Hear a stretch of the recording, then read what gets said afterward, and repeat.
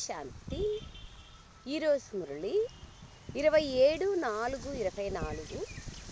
మధురమైన పిల్లలారా, తండ్రి నుండి ఆరోగ్యము, సంపద మరియు సంతోషం యొక్క వారసత్వం తీసుకునేందుకు మీరు వచ్చారు. బాబా నుండి సంతోషము, సంపద, ఆరోగ్యము, ఈ 3 వారసత్వాలు తీసుకునేందుకు మీరు బాబా దగ్గరికి వచ్చారు.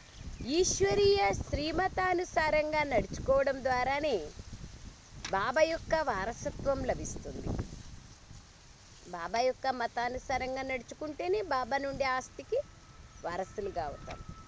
బాబా నుండి ఆరోగ్యము, సంపద మరియు సంతోషం యొక్క వారసత్వాన్ని తీసుకునేందుకు బాబా దగ్గరకు వచ్చారు. కానీ ఈశ్వరీయ శ్రీమతానుసారంగా నడుచుకోవడం ద్వారానే ఈ వారసత్వం లభిస్తుంది. ప్రశ్న: బాబా పిల్లలందరికీ వికల్పాలను జయించేవారిగా అయ్యేందుకు ఏ ఉపాయాన్ని తెలియచేస్తున్నారు? జవాబు: వికల్పాలను జయించేవారిగా అయ్యేందుకు స్వయాన్ని ఆత్మగా భావిస్తూ అందరినీ సోదర దృష్టితో చూడండి. నిన్న కూడా బాబా ఏమన్నారు? అన్నింటికంటే చాలా కఠినమైన సబ్జెక్ట్ ఏది అంటే, నేను ఆత్మ సోదర ఆత్మని చూస్తున్నాను అనేటువంటి సోదర సోదరీ భావన కూడా ఉండకూడదు. సోదర భావనే ఉండాలి ఆత్మరూపంలో. ఇదే కష్టమైన సబ్జెక్ట్ అని బాబా నిన్న చెప్పారు. దీనిపైన మళ్ళీ ఇవాళ కూడా బాబా అటెన్షన్ ఇప్పిస్తున్నారు. పిల్లలారా, వికల్పాలు రాకుండా ఉండాలి అంటే బాబా అంటున్నారు, ఈజీ ఉపాయము నేను ఆత్మ సహోదరాత్మని చూస్తున్నాను అనే దృష్టితో చూడండి. శరీరాన్ని చూడడం ద్వారానే వికల్పాలు జరుగుతాయి. కావున బ్రుకుటి మధ్యలో ఉన్న ఆత్మరూపీ సోదరుణ్ణే చూడండి. పావనంగా కావాలంటే ఈ దృష్టిని పక్కాగా చేసుకోండి. నిరంతరము పతిత పావనుడైన తండ్రిని స్మృతి చేయండి. స్మృతి ద్వారానే చిలుము వదులుతుంది, సంతోషం యొక్క పాదరసం పైకెక్కుతుంది మరియు వికల్పాలపైన విజయాన్ని ప్రాప్తి చేసుకుంటారు. ఎన్ని బెనిఫిట్స్ ఉంది చూడండి. వికల్పాలను జయించాలి అంటే చెడు సంకల్పాలను జయించాలి అంటే సంకల్పాలను ఆత్మ బాయి దృష్టిని పక్కా చేసుకోండి. శరీరాన్ని చూస్తేనే వికల్పాలు వస్తాయి. కావున బ్రుకుటి మధ్యలో ఉన్న ఆత్మరూపీ సోదరుణ్ణే చూడండి. పావనంగా కావాలనుకుంటే ఈ దృష్టిని పక్కా చేసుకోండి అని బాబా తెలియచేస్తున్నారు. నిరంతరము పతిత పావనుడైన తండ్రిని స్మృతి చేయండి. స్మృతి ద్వారానే మీ చిలుము వదులుతుంది, సంతోషం యొక్క పాదరసం పైకెక్కుతుంది మరియు వికల్పాలపైన విజయాన్ని ప్రాప్తి చేసుకుంటారు. ఓం శాంతి. తన శాలిగ్రామాల పట్ల శివభగవాను వాచ. శివభగవాను వాచ అని ఉందంటే తప్పకుండా శరీరం ఉంటుంది. నిరాకార జ్యోతిస్వరూపుడు చెప్తున్నారంటే శరీరాన్ని ఆధారంగా తీసుకొని ఉంటారు.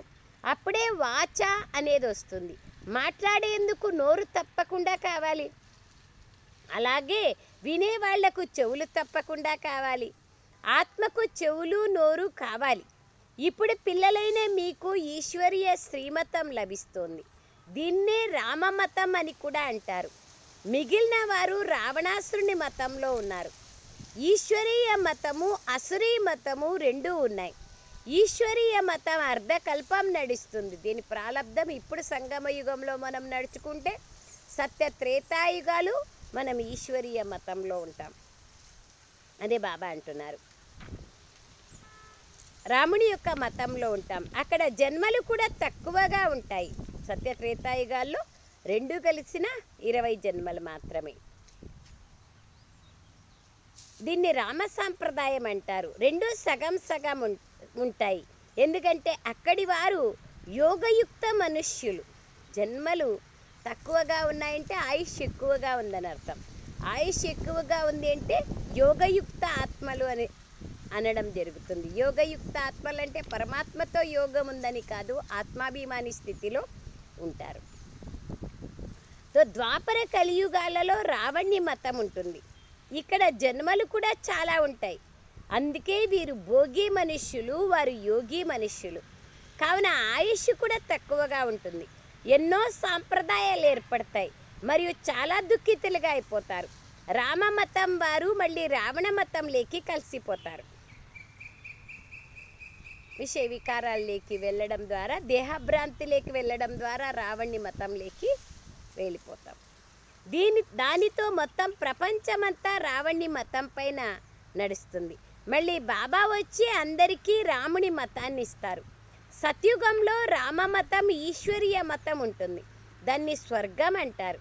ఈశ్వరీయ మతం లభించడంతో అర్ధకల్పం కోసం స్వర్గస్థాపన జరుగుతోంది. అది ఎప్పుడైతే పూర్తి అవుతుందో అప్పుడు రావణ రాజ్యం మొదలవుతుంది. దాన్ని అసురీ మతం అని అంటారు. మేము అసురీ మతంతో ఏమేం చేశాము మరియు ఈశ్వరీయ మతంతో ఏం చేస్తున్నాము అని మిమ్మల్ని మీరు ప్రశ్నించుకోండి. ఇంతకుముందు నరకవాసులుగా ఉండేవాళ్ళు మళ్ళీ శివాలయంలో స్వర్గవాసులుగా అవుతారు. సత్య త్రేతాయుగాలను శివాలయం అని అంటారు. ఏ పేరుతోనైతే స్థాపన జరుగుతుందో వారి పేరును తప్పకుండా పెట్టడం జరుగుతుంది. కావున అది శివాలయం. ఎవరైతే స్థాపన చేస్తారో వాళ్ళ పేరు తప్పకుండా పెడతారు కదా. అందుకే శివుడు స్థాపన చేస్తారు కాబట్టి దాన్ని శివాలయం అని అనడం జరుగుతుంది. సో బాబా అంటున్నారు, ఎవరైతే స్థాపన చేస్తారో వాళ్ళ పేరుని పెట్టడం జరుగుతుంది. అందుకే సత్య త్రేతాయుగాల పేరు శివాలయం అని అంటారు. ఏ పేరుతోనైతే స్థాపన అవుతుందో వారి పేరును తప్పకుండా పెట్టడం జరుగుతుంది. కావున అది శివాలయం. అక్కడ దేవతలు ఉంటారు. రచయిత అయిన తండ్రియే మీకు ఈ విషయాలను అర్థం చేయిస్తున్నారు. వారేం రచిస్తారో కూడా పిల్లలైన మీరు అర్థం చేసుకున్నారు. మొత్తం రచన అంతా ఈ సమయంలో వారిని ఓ పతిత పావన లేదా ఓ ముక్తి ప్రదాత అని పిలుస్తోంది. రావణ రాజ్యం నుండి లేదా దుఃఖాల నుండి విముక్తులను చెయ్యండి తండ్రి అని పిలుస్తోంది. ఇప్పుడు మీకు సుఖం గురించి తెలిసింది కావుననే దీన్ని దుఃఖంగా భావిస్తున్నారు. లేకపోతే దీన్ని ఎవరు దుఃఖంగా భావించరు. ఏ విధంగా తండ్రి జ్ఞానసాగర్లో మనుష్య సృష్టికి బీజరూపులో అలాగే మీరు కూడా జ్ఞానస్వరూపులుగా అవుతున్నారు.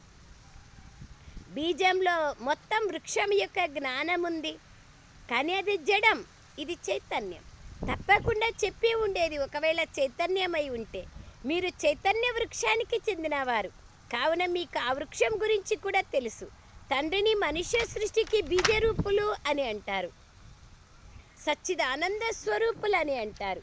ఈ వృక్షం యొక్క ఉత్పత్తి మరియు పాలన ఎలా జరుగుతుందనేది ఎవరికీ తెలియదు. అలాగని కొత్త వృక్షం ఏదో ఉత్పన్నం అవుతుందని కాదు. పాత వృక్షం బాబా అంటారు, పాత వృక్షం యొక్క మనుష్యులు వచ్చి రావణుడి నుండి తమను విముక్తి చేయమని పిలుస్తారు అని బాబా అర్థం చేయిస్తున్నారు. ఎందుకంటే ఈ సమయంలో రావణ రాజ్యం ఉంది. మనుషులకు రచయిత గురించి తెలియదు, అలాగే రచన గురించి కూడా తెలియదు. నేను ఒకేసారి స్వర్గం గురించి తెలియచేస్తానని స్వయంగా బాబా చెప్తున్నారు. రావణుడు రావడంతో మళ్ళీ వామ మార్గంలోకి వెళ్ళిపోతారు. సత్యుగంలో ఆరోగ్యము సంపద అన్నీ ఉండేవి, పవిత్రత ఉండింది కాబట్టి అన్నీ ఉంటాయి. తండ్రి నుండి ఆరోగ్యము సంపద సంతోషం యొక్క వారసత్వం తీసుకునేందుకు మీరు ఇక్కడికి వచ్చారు. ఎందుకంటే స్వర్గంలో ఎప్పుడూ దుఃఖం అనేది ఉండదు. మేము కల్పకల్పము పురుషోత్తమ సంగమ యుగంలో పురుషార్థం చేస్తాము అని ఇప్పుడు మీ హృదయంలో ఉంది. దాని పేరు ఎంత బాగుంది, పురుషోత్తమ సంగమ యుగము అని. ఇంకే యుగమును అలా పురుషోత్తమము అని అన్నారు. వాటిలో మెట్లను కిందికి దిగుతూనే చూపిస్తారు. ఇంకా మిగతా యుగాల్లో అంతా కింది దిగుతూ వస్తాం. సంగమ యుగంలో మాత్రమే మెట్లు పైకెక్కుతాం. బాబా అంటారు, కింది దిగుతూనే వచ్చినారు, తండ్రిని పిలుస్తూ వచ్చినారు, సమర్పణ కూడా చేస్తూ వచ్చారు. కానీ తండ్రి ఎప్పుడు వస్తారనేది ఎవరికీ తెలియదు. ఓ గాడ్ ఫాదర్, లిబరేటర్ రండి, విముక్తి చెయ్యండి, మార్గదర్శకునిగా కాండి అని పిలుస్తారు. లిబరేటర్గా అయినట్లయితే తప్పకుండా రావాల్సే పడుతుంది కదా. మళ్ళీ గైడ్గా అయ్యి తీసుకెళ్తారు. తండ్రి పిల్లలను చాలా రోజుల తర్వాత కలిస్తే ఎంతో సంతోషిస్తారు కదా. లౌకికంలో కూడా ఏ అమ్మా నాయనైనా తన కొడుకుల్ని చాలా కాలం తర్వాత చూసినారంటే సంతోషిస్తారు కదా. అతడు హద్దు యొక్క తండ్రి, వీరు అనంతమైన తండ్రి. తండ్రి రచయిత, వారు రచించి మళ్ళీ పాలన కూడా చేస్తారు. పునర్జన్మలనైతే తీసుకోవాల్సి ఉంటుంది. కొందరికి 10, కొందరికి 12 మంది పిల్లలు ఉంటారు కలియుగంలో. కానీ అవన్నీ హద్దు యొక్క సుఖాలు, అవి కాకి ఎంగిలితో సమానమైనవి. తమోప్రధానంగా అయిపోయారు. తమోప్రధానంలో సుఖం చాలా తక్కువ ఉంటుంది. మీరు సత్వప్రధానులుగా అయినప్పుడు ఎంతో సుఖం ఉండేది. సత్వప్రధానులుగా అయ్యేందుకు బాబా వచ్చి ఉపాయాన్ని తెలియచేస్తున్నారు. బాబానే ఆల్మైటీ అథారిటీ అని అంటారు, సర్వశక్తివంతుడు అని అంటారు. భగవంతుడు ఆల్మైటీ అథారిటీ అయినప్పుడు మరి తను ఏది కావాలంటే అది చేయగలరు కదా. నన్ను జీవింప చేయగలడని భావిస్తారు. సర్వశక్తివంతుడు అంటే చనిపోయిన వాళ్ళని కూడా బతికిస్తాడు అని అంటారు. ఉల్టా అర్థం చేసుకుంటారు. యథార్థమైన అర్థం తెలీదు. మీరు భగవంతుడే అయినట్లయితే మరి చనిపోయిన ఈగను బతికించి చూపించండి అని ఒకసారి ఎవరో రాశారు. ఇలా ఎంతోమంది ప్రశ్నిస్తూ ఉంటారు. దానికోసం శక్తిని ఉపయోగించాల. మానవుల్ని సదాకాలిక పరివర్తన చేయటం కంటే ఇంకా గొప్పదేముంది? మీకు బాబా శక్తిని ఇస్తున్నారు. దాని ద్వారా మీరు రావణ్ణి పైన విజయాన్ని పొందుతారు. కోతులలాగా ఉన్న మీరు మందిరానికి యోగ్యులుగా అవుతున్నారు. మళ్ళీ వారు ఏమేం చేసేసారో చూడండి. నిజానికి శీతలైన మీరందరూ భక్తులు. వీరు మిమ్మల్ని అందరినీ రావణ్ నుండి విడిపించారు బాబా. రావణ్ణి ద్వారా మీకు సుఖం లభించదు. ఈ సమయంలో అందరూ రావణ్ణి జైల్లో ఉన్నారు. రాముని జైలు అని అనడానికి వీల్లేదు. రామునికి జైలు అనేది ఎట్లా అంటారు? రాముడు సంతోషమైన ప్రపంచాన్ని, రాజ్యాన్ని ఇస్తారు. రావణ్ణి జైలు నుండి విడిపించేందుకు రాముడు వస్తాడు. రావణ్ణికి 10 తలలు ఉన్నట్లుగా తయారు చేస్తారు. అతనికి 20 భుజాలను చూపించినారు. ఈ పంచవికారాలు పురుషునిలోనివి, పంచవికారాలు స్త్రీలోనూ ఉంటాయి. దీన్నే రావణ రాజ్యం అంటారు. పంచవికారాల రూపీ మాయారాజ్యం అని అంటారు. ధనమున్న వారిని ఇతని వద్ద ఎంతో మాయ ఉంది అని అంటారు. మాయ నశ ఎక్కి ఉంది అని అనరు. ధనముని మాయ అని అనరు. ధనముని సంపద అని అంటారు. పిల్లలైన మీకు సంపద మొదలైనవి అపారంగా లభిస్తాయి. సంతోషము లభిస్తుంది, ఆరోగ్యము లభిస్తుంది, సంపద కూడా అపారంగా లభిస్తుంది. మీరు ఏది బాబాని అడగాల్సిన అవసరమే లేదు. ఎందుకంటే ఇది చదువు. చదువులో అడగడం అనేది ఉండదు. బాగా చదవాలి, పొందుతాం ప్రాప్తిని. టీచర్ ఏది చదివిస్తే దాన్ని విద్యార్థులు చదువుతారు. ఎవరు ఎంత బాగా చదువుతారో అంత ప్రాప్తిని పొందుతారు. ఇందులో అడగాల్సిన ఆవశ్యకత లేదు. ఇందులో పవిత్రత కావాలి. ఒక్క అక్షరానికి కూడా ఎంత విలువ ఉందో చూడండి. జ్ఞానం యొక్క ఒక్కొక్క అక్షరానికి అపారమైన విలువ ఉంది. కోటాను కోట్ల విలువ ఉంది. తండ్రిని గుర్తించండి, వారిని స్మృతి చేయండి. తండ్రి పరిచయాన్ని ఇచ్చారు. ఏ విధంగా ఆత్మ బిందువో అలాగే ఆత్మనైన నేను కూడా బిందువునే అని బాబా చెప్తున్నారు. కానీ వారు సదా పవిత్రంగా ఉంటారు. బాబా ఆత్మ బిందువే, బాబా బిందువే. కానీ బాబా జనమణ చక్రాలు లేకరారు, సదా పవిత్రంగా ఉంటారు. వారు శాంతి, జ్ఞానం, పవిత్రతల సాగర్లు. ఒకరికే మహిమ ఉంది. అందరి పొజిషన్ వేర్వేరుగా ఉంటుంది. కణకణములోనూ భగవంతుడు ఉన్నాడని నాటకాన్ని కూడా తయారు చేశారు. ఎవరైతే నాటకాన్ని చూసి ఉంటారో వారికి తెలిసి ఉంటుంది. మహావీరులైన పిల్లలు ఎవరైతే ఉంటారో వారిని బాబా మీరు ఎక్కడికైనా వెళ్ళండి కానీ కేవలం సాక్షిగా చూడాలి అని అంటారు. అందులో కూడా మహావీరత్వం ఉండాలి. లేకపోతే ఏమవుతుంది? వాళ్ళకి ప్రభావితమైపోయి ఇంకా భక్తిలోకి కూడా మునిగిపోతారు, జ్ఞానాన్నే మర్చిపోతారు. అందుకే మహావీరులైన పిల్లలు అని బాబా ఎవరినైతే గమనిస్తారో వాళ్ళని పంపిస్తారు. ఇప్పుడు పిల్లలైన మీరు రామరాజ్య స్థాపనం చేసి రావణ రాజ్యాన్ని అంతం చేస్తున్నారు. ఇది అనంతమైన విషయం. అక్కడ హద్దుకథలను తయారు చేస్తున్నారు. మీరు శివశక్తి సైన్యం. శివుడు సర్వశక్తివంతుడు.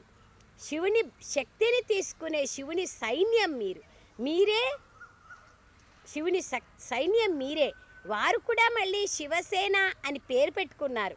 ప్రపంచంలో అనేకమైన పార్టీలు ఉన్నాయి కదా, అట్లా శివసేన పార్టీ కూడా ఉంది.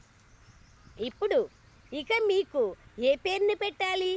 మీకు ప్రజాపిత, బ్రహ్మకుమారి, కుమార్లు అన్న పేరు పెట్టారు. శివునికైతే అందరూ సంతానమే. మొత్తం ప్రపంచంలోని ఆత్మలు వారి సంతానమే. శివుని ద్వారా మీకు శక్తి లభిస్తుంది. శివబాబా మీకు జ్ఞానాన్ని నేర్పిస్తున్నారు. దాని ద్వారా మీకు ఎంతటి శక్తి లభిస్తుందంటే అర్ధకల్పం మీరు మొత్తం విశ్వం పైన రాజ్యం చేస్తారు. ఇది మీ యోగ బలం యొక్క శక్తి మరియు వారిది బాహుబలం యొక్క శక్తి. భారతదేశ ప్రాచీన రాజయోగం యొక్క మహిమ చేయబడింది. భారతదేశ ప్రాచీన యోగాన్ని నేర్చుకోవాలని కోరుకుంటారు. దాని ద్వారా స్వర్గస్థాపన జరిగింది.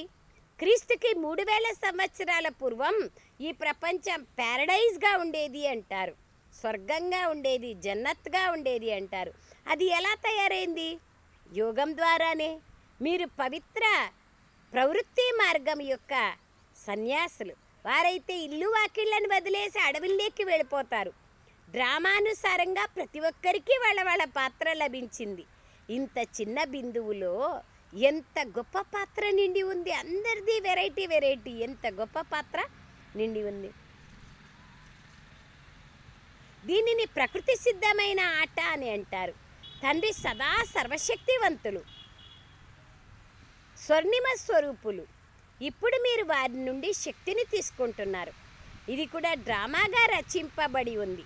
అలాగని తాను వేలాది సూర్యుల కన్నా తేజోమయుడని కాదు. కోటి సూర్య తేజోమయులు అని ఎక్కువ మహిమ చేసి చెప్తారు కదా. అనేక ఉత్ప్రేక్ష అలంకారము రకరకాలుగా ఉన్నదానికంటే అత్యంత ఎక్కువగా చేసి చెప్తారు. ఆయన మహిమనే సమాప్తమైపోతుంది. వారైతే ఎవరికి ఏ భావన కూర్చుంటే ఆ భావనతో చేస్తూ ఉంటారు మహిమని. కళ్ళు ఎర్రగా అయిపోయినాయి, ఇక ఆపేయండి అన్నారు, నేను సహించలేనన్నారు, ఈ విధంగా చెప్తారు. ఇవన్నీ భక్తి మార్గం యొక్క సంస్కారాలని బాబా అంటారు. ఇక్కడ ఇదైతే జ్ఞానం, ఇందులో చదవాల్సి ఉంటుంది. బాబా తండ్రి కూడా మరియు టీచర్ కూడా. వారిప్పుడు మనకి చదివిస్తున్నారు. మీరు తమో ప్రధానుల నుండి సతో ప్రధానులుగా అవ్వాలని వారు మనకు చెప్తున్నారు. పిల్లలారా, చెడుని వినకండి అని అంటున్నారు. ఈ మాటలు ఎవరన్నారు? మనుషులకు తెలియదు. కోతుల చిత్రాన్ని తయారు చేశారు. ఇప్పుడైతే మనుషుల చిత్రాన్ని తయారు చేస్తున్నారు. బాబా కూడా నళిని అనే అమ్మాయి చిత్రాన్ని తయారు చేయించారు. నళిని దీది ఘటకొప్పర్లో ఉన్నారు కదా. నళిని దీది యొక్క చిత్రాన్ని బాబా చెడు చూడకు, చెడు వినకు, చెడు మాట్లాడకు అనే చిత్రాన్ని తయారు చేయించినారు. బాబా కూడా ఆ విధంగా తయారు చేయించారు. మనుషులకు భక్తి నశ ఎంతగా ఉంది. ఇది భక్తి రాజ్యం. ఇప్పుడు ఇక జ్ఞాన రాజ్యం వస్తోంది. తేడా ఉంటుంది కదా. తప్పకుండా జ్ఞానం ద్వారా ఎంతో సుఖం ఉంటుంది. మళ్ళీ భక్తి ద్వారా మెట్లను కిందికి దిగుతూనే వస్తారు. మనం మొట్టమొదట సత్యుగంలోకి వెళ్తాం. మళ్ళీ పేను వలె మెల్లమెల్లగా కింది దిగుతూ వస్తాం. 1250 సంవత్సరాల్లో 2 కళలు తగ్గుతాయి. చంద్రుడి ఉదాహరణ కూడా ఉంది. చంద్రునికి గ్రహణం పట్టుకుంది, కళలు తగ్గినాయి అంటారు. అది అల్పకాలిక విషయం. కానీ ఇక్కడైతే ఇది అనంతమైన విషయం. ఈ సమయంలో అందరిపైన రాహుగ్రహణం ఉంది. ఉన్నతోన్నతమైనది బృహస్పతి దశ. అన్నింటికన్నా కింద పడేసేది రాహు దశ. ఉన్నతంగా చేసేది బృహస్పతి దశ, కింద పడేసేది రాహు దశ. పూర్తిగా దివాలా తీసేస్తారు. బృహస్పతి దశ ద్వారా మనం పైకెక్కుతాం. వారికి అనంతమైన తండ్రి గురించి తెలియనే తెలీదు. ఇప్పుడు రాహు దశ తప్పకుండా అందరిపైన ఉంది. ఇది కేవలం మీకే తెలుసు, ఇంకెవ్వరికీ తెలియదు. రాహు దశయే నిరుపేదలుగా తయారు చేస్తుంది. బృహస్పతి దశ ద్వారా సుసంపన్నులుగా అవుతారు. భారతదేశం ఎంత సుసంపన్నంగా ఉండేది. ఒక్క భారతదేశమే ఉండేది. సత్యుగంలో రామరాజ్యం ఉండేది, పవిత్ర రాజ్యం ఉండేది. దాని మహిమ జరగబడుతుంది. అపవిత్రమైన రాజ్యంలోని వారు నిర్గుణైన నాలో ఏ గుణము లేదు అని గాయనం చేస్తారు. నిర్గుణ సంస్థ కూడా ఒకటి ఉంది. అనేక సంస్థలు ఉన్నాయి. అరే, ఈ ప్రపంచమంతా నిర్గుణ సంస్థయే. ఇది ఏ ఒక్కరి విషయమూ కాదు. చిన్న పిల్లల్ని ఎప్పుడు మహాత్ములని పిలుస్తారు, కానీ మీరేమో ఏ గుణము లేనివారని అంటున్నారే. నిజానికి ప్రపంచమంతా అలాగే ఉంది. అందులో ఏ గుణాలు లేని కారణంగా రాహుదశ కూర్చోంది. ఇప్పుడు దానం ఇచ్చినట్లయితే గ్రహణం తొలగిపోతుందని బాబా చెప్తున్నారు. గ్రహణం పోవాలంటే దానం ఇవ్వాలి. దేహాభిమానాన్ని దానం ఇచ్చేకి అక్కడ గ్రహణం వస్తే నూలు పోగు చీరలో నుంచి తీసివేసేస్తారు. ఇప్పుడైతే అందరూ వెళ్ళాల్సిందే వాపస్ ఇంటికి. దేహ సహితంగా దైహిక ధర్మాలన్నింటినీ వదలండి అని బాబా చెప్తున్నారు. స్వయాన్ని ఆత్మగా నిశ్చయం చేసుకోండి. ఇప్పుడు ఇక ఇంటికి తిరిగి వెళ్ళాలి. పవిత్రంగా లేని కారణంగా ఎవ్వరూ వాపస్ వెళ్ళలేరు. ఇప్పుడు తండ్రి పవిత్రంగా చేసేందుకు ఉపాయం ఇస్తున్నారు. అనంతమైన తండ్రిని స్మృతి చేయండి. బాబా మేం మర్చిపోతున్నాం అని చాలామంది పిల్లలు అంటారు. మధురమైన పిల్లలు, పతిత పావనుడైన తండ్రిని మీరు మర్చిపోతే మరి మీరు పావనులుగా ఎలా అవుతారు అని బాబా అంటున్నారు. అసలు మీరు ఏమంటున్నారు ఒకసారి ఆలోచించండి. మీ తండ్రినే మీరు మర్చిపోతామంటున్నారే, ఒకసారి ఆలోచించండి. జంతువులు కూడా ఎప్పుడూ తమ తండ్రిని మర్చిపోతున్నామని అనవు. మరి మీరేమంటున్నారు? నేను మీ అనంతమైన తండ్రిని, మీరు అనంతమైన వారసత్వాన్ని తీసుకునేందుకు ఇక్కడికి వచ్చారు. నిరాకారుడైన తండ్రి సాకారం లేకొచ్చినప్పుడే చదివిస్తారు కదా. ఇప్పుడు తండ్రి తల్లికి ప్రవేశించారు. వీరు బాబ్దాదా అయినారు. ఇరువురి ఆత్మ ఈ బ్రుకుటి మధ్యలో ఉంది. బ్రహ్మలోనే శివబాబావులు ప్రవేశమై ఉన్నారు. మీరు బాబ్దాదా అని అంటారు. మరి తప్పకుండా ఇద్దరు ఆత్మలే కదా, శివబాబా మరియు బ్రహ్మ ఆత్మ. మీరందరూ ప్రజాపిత బ్రహ్మకుమారి కుమారులుగా అయ్యారు. మీకు జ్ఞానం లభిస్తుంది. కావున మేమంతా సోదరులమని తెలుసుకున్నారు. మళ్ళీ ప్రజాపిత బ్రహ్మ ద్వారా మనం సోదరులు అవుతాం. ఈ స్మృతి పక్కా ఉండాలి. కానీ సోదరుల్లో కూడా నామరూపాల ఆకర్షణ ఉండడం బాబ్దాదా గమనిస్తారు. ఎంతోమందికి వికల్పాలు వస్తాయి. అచ్చా శరీరాన్ని చూస్తే కదా వికల్పాలు వస్తాయి. కావున స్వయాన్ని ఆత్మగా భావిస్తూ ఆత్మిక సోదర దృష్టితో చూడండి. ఇదే గొప్ప లక్ష్యం, ఇదే కష్టమైన సబ్జెక్ట్. ఇది జీవించినన్నాళ్ళు చేయాల్సిన పరిశ్రమ. బాబా అంటున్నారు, ఆత్మలందరూ సోదరులే. అందరూ సోదరులైనప్పుడు మరి తప్పకుండా తండ్రి కూడా కావాలి కదా. అందరికీ తండ్రి ఒక్కరే. అందరూ తండ్రిని స్మృతి చేస్తారు. సత్వప్రధానంగా అవ్వాలనుకుంటే నన్నొక్కడినే స్మృతి చెయ్యండి అని బాబా చెప్తున్నారు. ఎంతగా స్మృతి చేస్తారో అంతగా చిలుము తొలగిపోతుంది. సంతోషం యొక్క పాదరసం పైకెక్కుతుంది. మరియు ఆకర్షణ కూడా నంబర్వార్ పురుషార్థానుసారంగా కలుగుతుంది. బాబా యొక్క ఆకర్షణ, బాబా యొక్క స్మృతి లాగుతూ ఉండాలి. ఆ ఆకర్షణ కలుగుతుంది. అచ్చా मीठे मीठे सिखलदे बच्चों प्रति माता पिता बाप दादा का याद प्यार और गुड मॉर्निंग। रूहानी बाप की रूहानी बच्चों को नमस्ते। हम रूहानी बच्चों की रूहानी माता पिता बाप दादा को याद प्यार गुड मॉर्निंग और नमस्ते नमस्ते नमस्ते बाबा नमस्ते। थैंक यू बाबा, थैंक यू। सारांशం, చదువు పైన పూర్తి ధ్యాస నుంచి స్వయాన్ని సంపన్నవంతులుగా తయారు చేసుకోవాలి. ఏమీ బాబాతో అడగకూడదు. ఒక్క తండ్రి స్మృతి మరియు పవిత్రతల ధారణ ద్వారా పదమాపదం పతిగా కావాలి. రెండో విషయం, రాహుగ్రహణం నుండి ముక్తులుగా అయ్యేందుకు వికారాల దానం చేయాలి. చెడుని వినకూడదు. ఏ విషయాల వల్ల అయితే మీరు మెట్లని కిందికి దిగుతూ వచ్చారో, నిర్గుణులుగా అయ్యారో, ఆ విషయాలను బుద్ధి ద్వారా మర్చిపోండి అని బాబా చెప్తున్నారు. బాబా ఏమంటున్నారు? రాహుగ్రహణం నుంచి విముక్తులు కావాలంటే వికారాల దానాన్ని చేయండి. వరదానం, మొదట మీరు అన్న మంత్రం ద్వారా సర్వుల గౌరవాన్ని ప్రాప్తి చేసుకునే నిర్మాణుల నుండి మహానులుగా కండి. ఇతరులను మీరు ముందు అని చెప్పినప్పుడు ఆటోమేటిక్గా మనం ముందెళ్తాం. ఇది ఎప్పుడైతే మనం ఆ విధంగా ఇతరులకు మీరు ముందు అన్నామంటే గౌరవాన్ని ఇచ్చినట్లు అవుతుంది. తద్వారా మనకి కూడా గౌరవం ప్రాప్తిస్తుంది. వివరణ, నిర్మాణ చిత్తులే అందరికంటే గొప్పవారు. ఈ మహామంత్రమే ఎల్లప్పుడూ గుర్తుండాలి.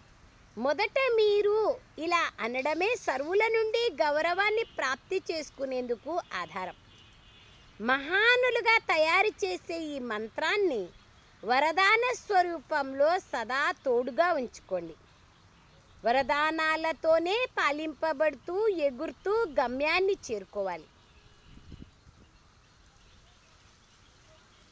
ఎప్పుడైతే వరదానాలని కార్యంలో వినియోగించారో అప్పుడే కష్టపడతారు. ఒకవేళ వరదానాలతో పాలించబడుతూ ఉన్నట్లయితే వరదానాలను కార్యంలో వినియోగిస్తున్నట్లయితే కష్టం అనేదే సమాప్తమైపోతుంది. సదా సఫలత మరియు సంతుష్టతల యొక్క అనుభవం చేసుకుంటూ ఉంటారు. స్లోగన్: ముఖము ద్వారా సేవ చేసేందుకు చిరునవ్వుని కలిగిన రమణీకమైన మరియు గంభీరమైన మీ స్వరూపాన్ని ఇమర్జ్ చేసుకోండి. అప్పుడే ముఖము ద్వారా సేవ జరుగుతుంది. అవ్యక్త ఇషారా: పిల్లలు తల్లి వద్దకు స్వతహాగానే వెళ్తారు. ఎంతగా వేరు చేసినా కానీ మళ్ళీ తల్లి వద్దకు తప్పకుండా వెళ్తారు. అలా సుఖము శాంతుల యొక్క తల్లి పవిత్రత. ఎక్కడైతే పవిత్రత ఉంటుందో అక్కడ సుఖశాంతులు సంతోషం స్వతహాగా వస్తాయి. ఈ బ్రాహ్మణ పరివారం నిశ్చింతపురి అనగా సుఖమయమైన ప్రపంచం. కావున ఈ సుఖమయమైన ప్రపంచానికి నిశ్చింతపురికి చక్రవర్తులుగా అయిపోయారు. మీరు హిజ్ హోలీనెస్ అంటే అతి పవిత్రమైన వారు. ప్రకాశ కిరీటము పవిత్రతకు గుర్తు. మరియు మీరు బాబ్దాదా యొక్క హృదయ సింహాసనాధికారులు. కావున సదా కిరీటదారులుగా, సింహాసనదారులుగా, తిలకదారులుగా ఉండండి. సింహాసనం పైన కూర్చున్నామంటే కిరీటము తిలకము స్వతహాగా లభిస్తుంది. సింహాసనమే బాబా అంటున్నారు. బాబా హృదయ సింహాసనం. కిరీటము పవిత్రత యొక్క కిరీటం. తర్వాత స్మృతి యొక్క తిలకదారులు లేదా విజయం యొక్క తిలకం ఆటోమేటిక్గా లభిస్తుంది. అచ్చా, ఓం శాంతి. థ్యాంక్ యూ బాబా, థ్యాంక్ యూ.